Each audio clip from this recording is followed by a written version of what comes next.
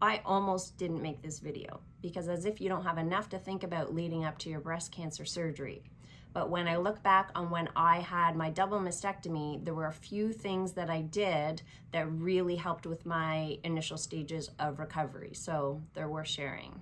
In this video, I'm going to highlight 2 things that I was already doing and then 1 thing that I wished I would have done before my surgery. Hi, I'm Erica. I'm a breast cancer thriver and a chiropractor. For reference with timeline, I had my surgery about 5 weeks after my diagnosis. If you happen to be having chemotherapy before your surgery, then you'll have a longer time frame to try some of these things out. I'll start out with the 2 things that I was already doing. So the first one is to maximize your shoulder range of motion. The best predictor of your shoulder range of motion and function after surgery is your shoulder range of motion and function before surgery. So if you have trouble putting your arm up by your ear like this or reaching around to do up your bra, those things are going to be even harder after surgery. There are quite a few things that can affect your shoulder range of motion throughout the treatment process. So it could be the surgery itself, lymph nodes being removed, and then cording is sometimes a side effect of those lymph nodes being removed.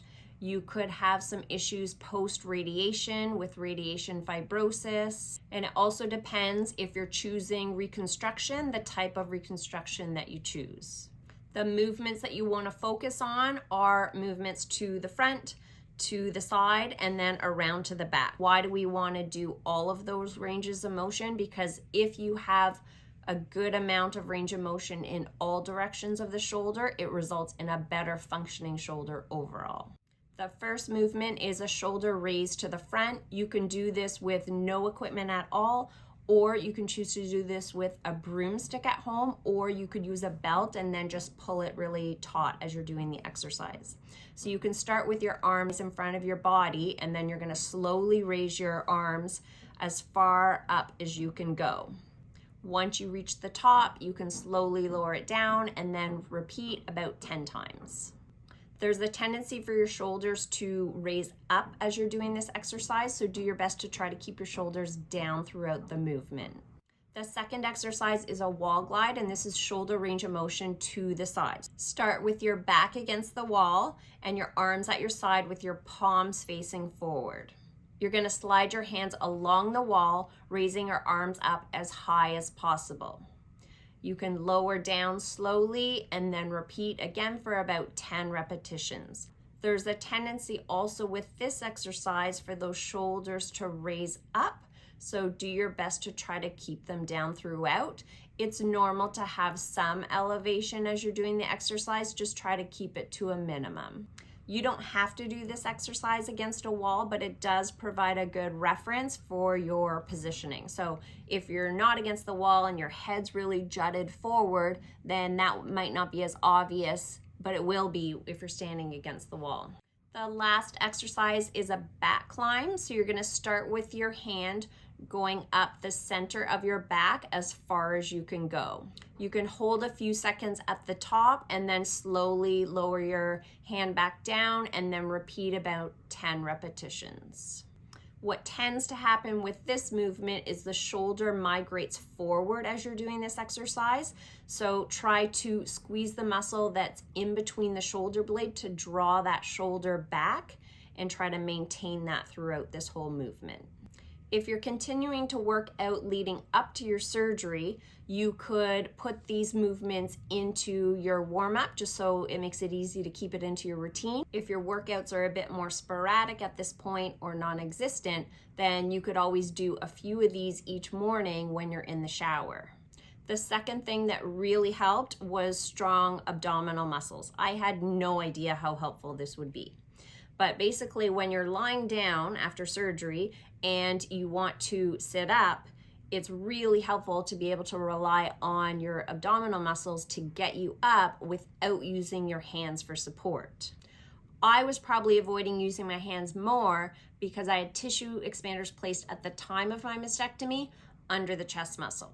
So if you had tissue expanders under the chest muscle like me, or if you went direct to implant, also under the chest muscle, then you may notice almost like a twitch sensation where your pec is contracting when you activate it. So this is normal. I noticed it, let's say if I were lying down and then I went to go sit up and just putting my hands beside me just to sort of scoot forward a bit, or same thing when I was lying down, I felt that twitch and it felt really sort of weird and uncomfortable at the beginning. Even if you didn't have reconstruction, it may be more comfortable to just be able to rely on your abs to sit up and then back down rather than use your arms. If you had a one-sided mastectomy, you can rely on the other side a little bit more to get you up.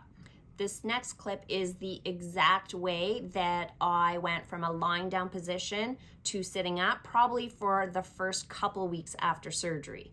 I would sort of just do mini rocks like 3 times, and then on the third one, I would use my legs a little bit more to pop myself up, keeping sort of rigid throughout as I came up. This movement won't be for everyone, but it's another option if you want to see if it works for you. Having stronger abs will also make it easier throughout the night to change positions, because you're going to be uncomfortable lying in one position for the whole time. So if you need to sort of scoot around in bed, it is helpful to be able to rely on your abs and sort of less on your arms to do that. So what type of exercises are best to strengthen your abdominals to do this? I don't typically prescribe crunches and sit-ups. If I were treating someone for an injury, I would do more plank type movements, but because the goal is to actually sit up, I would have much more of a focus on doing sit-ups and crunches specifically. There are a few progressions. I would move on to the next only when you're comfortable with the current one that you're doing. You can start with just basic crunches where you're lying on your back and then just lift a little bit off the ground each time. The next progression would be lifting up a little bit higher, so you can have your hands on your thighs and then they would raise up to about the level of your knees. The last progression would be a full sit-up where you're going all the way up. Other core movements like plank will help. So if you're already working out right now leading up to your surgery and you want to continue doing these, they would be helpful. But if you're not doing any of those exercises, I would only focus on the sit-ups and crunches. You could incorporate some of these exercises into your workout routine if you're currently working out leading up to surgery, or even easier would be each morning trying to sit up from a lying down position without using your hands for support. You could do a few reps each morning. Working in the opposite direction, or also called eccentric strength, is that lowering down from a seated position. So let's say when you're going to bed at night, you could start out in a seated position and then slowly lower yourself back down to a lying down position. And again, you're trying not to use your hands for support. The last thing I want to highlight is sleeping on your back. This is the thing that I wished I would have done before surgery. It would have made the first sort of 1 to 2 weeks so much easier. When you have drains in, it's generally advised that you're not sleeping on your side. Even if you were advised that it's okay to sleep on your side, it's so uncomfortable with them in that you really wouldn't want to.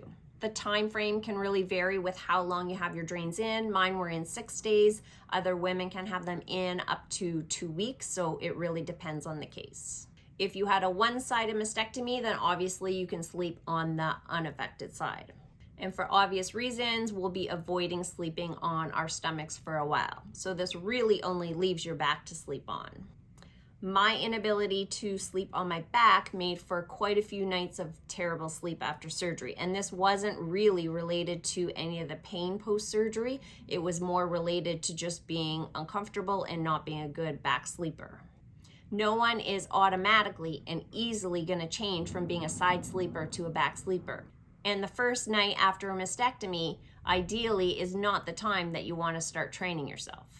If you can start getting comfortable sleeping on your back before surgery, this would be very helpful. Why does this matter so much? Because getting good sleep helps with our recovery. It also helps to reduce the perception of pain. When we're overtired, our sensitivity to pain increases and we're going to be feeling everything more intensely. Another benefit is that you'll be more apt to be doing things during the day that will help with your physical recovery. So going out for walks, and consistently doing the rehab exercises for your shoulders after surgery. For more rehab and self-care tools to address some of the side effects after breast cancer surgery and treatment, hit that subscribe button below. When you're transitioning to back sleeping, you want to be as comfortable as possible, and sometimes a pillow can help with that. So often when we're side sleeping, the height of the pillow is higher to support the head, so it's not like this when you're sleeping. But if you're on your back and you have a really high pillow, it tends to just jut your head forward, and that can be uncomfortable. So you probably want to use a smaller height pillow, or sometimes I would even use no pillow at all.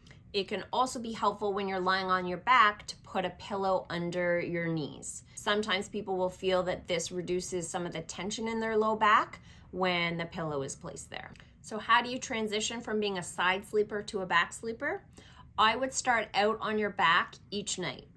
And then once you start getting annoyed in that position, which can be really quickly for some people and other people can last a bit longer, then you'll just switch over to your preferred position after that.